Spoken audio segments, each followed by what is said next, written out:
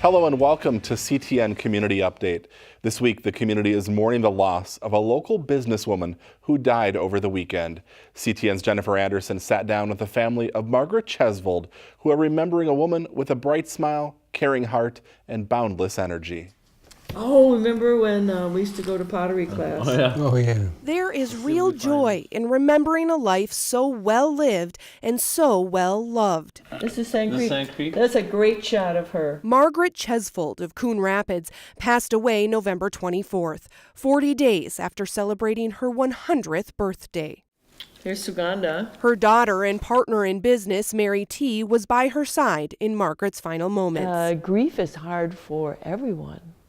We're lucky we have the support of so many people. As her family mourns, so too does the Coon Rapids community and people throughout the world. We say that she is the mother that everybody deserves. With her daughter Mary T. and son Dean Chesvold, Margaret founded the Camellia Rose Care Center in Coon Rapids and Mary T. Incorporated, a sprawling network of senior housing, health and hospice services, and assisted living for seniors and people with disabilities.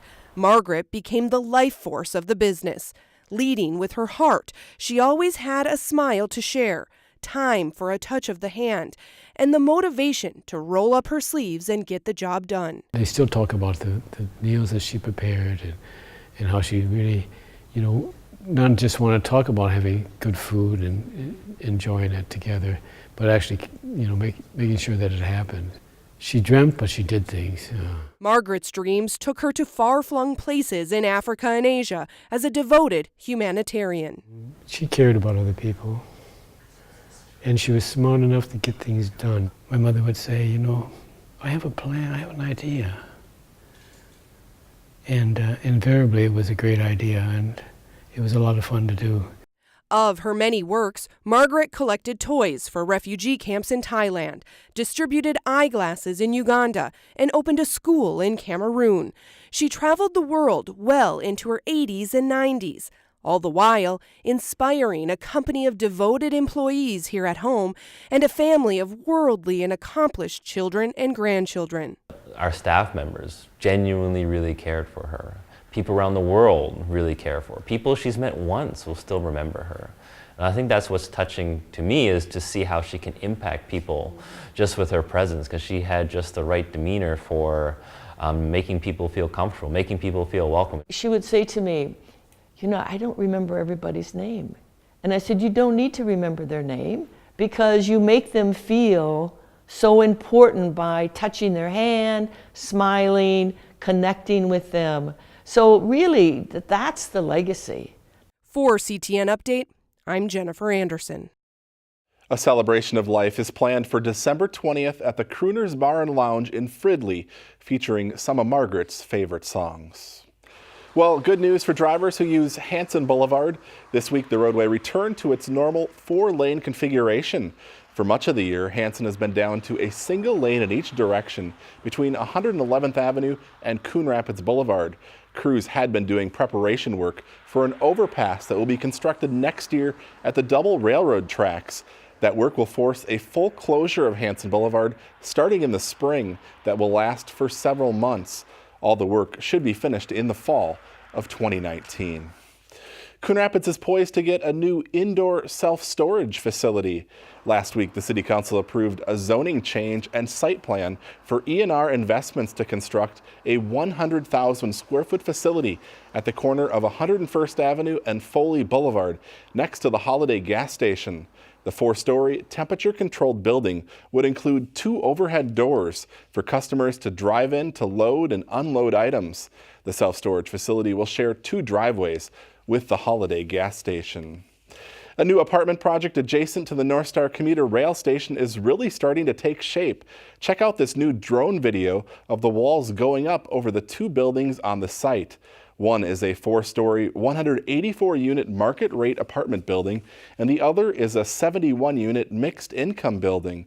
A second phase of the project will include senior housing. The apartments are being built adjacent to the North Star station for easy access to transit and the nearby shopping and restaurant district. And the Aldi store on Northdale Boulevard recently celebrated its grand reopening. The remodel includes more refrigeration space to allow Aldi to increase its fresh food selection by 40% and add more grab-and-go foods for customers. About 90% of Aldi's selection is private label. Here in the Twin Cities, the company is spending $34 million to remodel more than 24 of its stores by 2019. Towns and cities across the country encouraged residents to explore and shop local businesses this past weekend.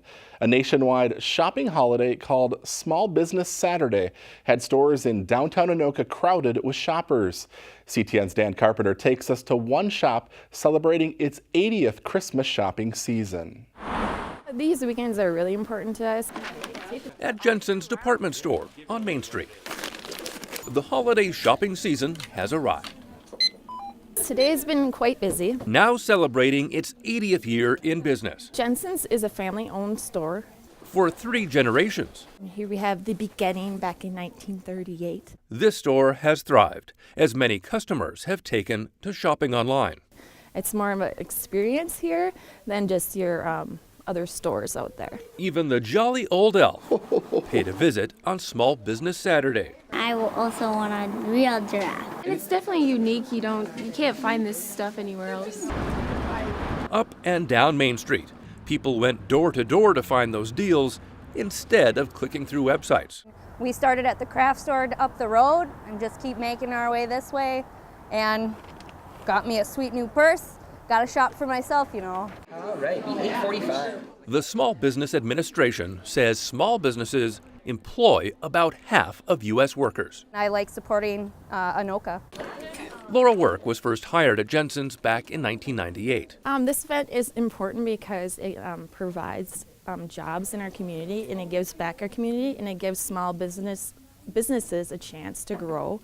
And a chance to find that perfect gift. Reporting from Anoka, Dan Carpenter for CTN Update. Holiday sales are expected to increase 5 to 5.6% this year compared to 2017, surpassing the $1 trillion mark for the first time. 'Tis a season to help others in need, and once again this year, there's several collection boxes in the lobby of the Coon Rapids City Center to help those less fortunate. Donations are being accepted for Toys for Joy, Granny's Christmas Closet, the ACBC Food Shelf, and the Alexander House. You can drop off donations during regular business hours through mid-December. Well, that is going to bring us to the end of today's show. Thanks for watching. We'll see you right back here again next week.